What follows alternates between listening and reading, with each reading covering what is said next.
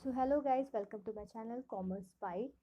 आज हम बात करेंगे रिसेंटली पास फार्मर्स बिल के बारे में और बहुत से मेजर पॉइंट्स भी डिस्कस करेंगे। क्या सेंटर के पास लॉ बनाने की पावर थी? सेंटर या स्टेट के डिस्प्यूट्स क्या चल रहे हैं? या फिर क्यों कुछ ऐसे स्टेट्स में जो भी फार्म बिल है उसके अगेंस्ट ज़्यादा डिस्प्यूट्स और प्रोटेस्ट हो रहे हैं as compare to the others. Okay, तो क्या जो हमारा फार्म बिल है फाइनली फार्मर्स के लिए रिफॉर्मेबल होगा या फिर नहीं होगा? Let's have a look. Collectively हम डिस्कस करते हैं इन सब के बारे में। तो हमारा जब 1947 में इंडिपेंडेंस के बाद में देखो क्या था, फार्मर्स अपना सारा जो एग्रीकल्चरल डायरेक्ट जो भी उसका प्रोडक्ट होता था वो क्या करते थे, डायरेक्ट कस्टमर्स को सेल आउट कर देते थे। बट जब हमारा ज़मींदारी सिस्टम आया और कुछ ऐसे हालात आए तो फिर क्या हुआ, हमारे जो फार्मर्स थे वो क्या करते थे, लोन लेते थे ज़मींदार से। और जब वो लोन पूरा नहीं दे पाते थे तो क्या करते थे, ज़मींदार उनका जो भी इंटरेस्ट है वो बहुत ज़्यादा लगा लेते थे।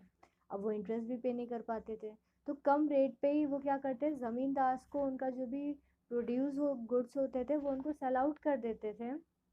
एंड देन आफ्टर दैट वो फिर से, अब उनके पास कोई प्रॉफिट ही नहीं आया तो फिर से उन्हें क्या लेना पड़ता था, लोन। तो ज़मींदारी के बाद में जो हमारे ये सब ऐसा कुछ चलता रहा।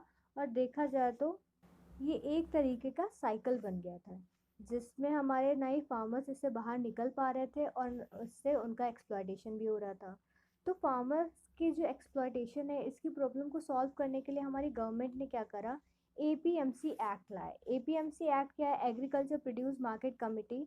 इस एक्ट में क्या हुआ, ना तो फार्मर्स अपना गुड्स डायरेक्टली कंज्यूमर को सेल आउट कर सकते हैं, ना ही कंज्यूमर इसके गुड्स को खुद कंज्यूम कर सकते हैं या खरीद सकते हैं।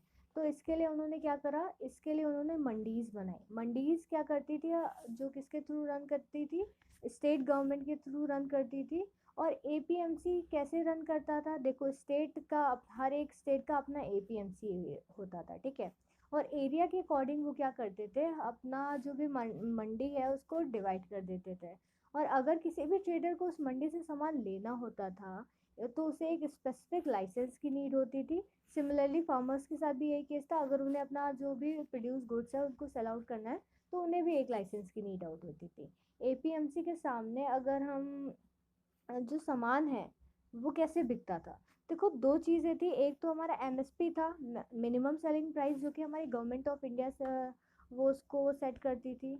और ये किस पे अप्लाई होता था, ये 22 क्रॉप्स जो स्पेशलाइज थी उन पे ही अप्लाई होता था।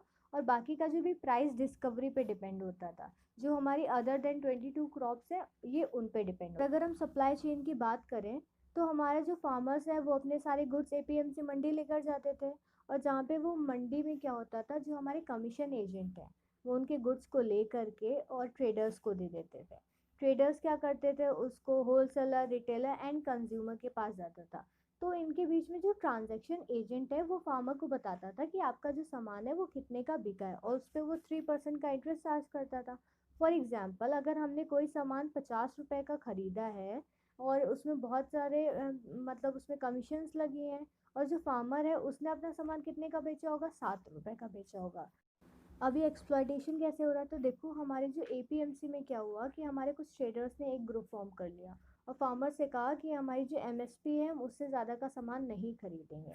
और फार्मर्स के पास भी एक टाइम लिमिट होती है क्योंकि उनका जो सब भी प्रोड्यूस गुड्स है वो ख़राब हो जाएंगे। तो वो कम से कम प्राइस में उसको क्या करते हैं, वो सेल आउट कर देते हैं। Let's have a look. 1991 में LPG, liberalisation, privatisation and globalisation की जो पॉलिसी आई थी, तब क्या करा था गवर्नमेंट ने, कुछ जो भी इंडस्ट्रीज थी उससे खुद को सेपरेट कर लिया था। क्यों करा था, ताकि उन्हें फ्री मार्केटिंग और फ्री इकोनॉमी क्रिएट हो सके, ठीक है। वैसे ही हमारी एग्रीकल्चर और फार्मिंग इंडस्ट्री से भी गवर्नमेंट को अपने कंट्रोल को कम करने की ज़रूरत है। हमारी गवर्नमेंट ने एपीएमसी इसलिए बनाया था ताकि हमारे फार्मर्स का एक्सप्लॉयटेशन ना हो। बट अगर देखा जाए तो हमारे फार्मर्स का ही एक्सप्लॉयटेशन तो दूर की बात है, एपीएमसी का ही एक्सप्लॉयटेशन हो रहा है। अब क्वेश्चन ये अराइज होता है कि ज़रूरत क्यों है। देखो एपीएमसी के थ्रू क्या हो रहा है, हमारे मार्केट में मोनोपोली क्रिएट हो रही है। और इससे क्या होता है, हमारा जब मोनोपोली क्रिएट होती है तो हमारा फ्री एंड फेयर कॉम्पिटिशन नहीं हो पाता है। अब बात ये आती है कि फार्म बिल्स के अगेंस्ट में हमारे कुछ स्टेट ज़्यादा प्रोटेस्ट करें। देखो वो ऐसा है ना कि हमारे कुछ स्टेट्स हैं जैसे poor states and rich states. तो पुअर स्टेट्स का क्या है कि उनकी डेवलपमेंट भी कम है और रिच स्टेट की डेवलपमेंट भी ज़्यादा है।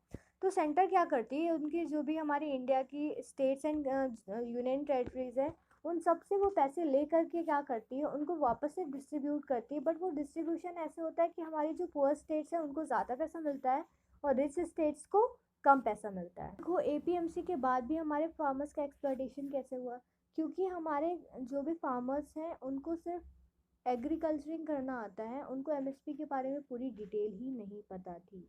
गवर्नमेंट को फार्मर की एजुकेशन के लिए क्या कर सकती है, इस पे भी ध्यान देना चाहिए।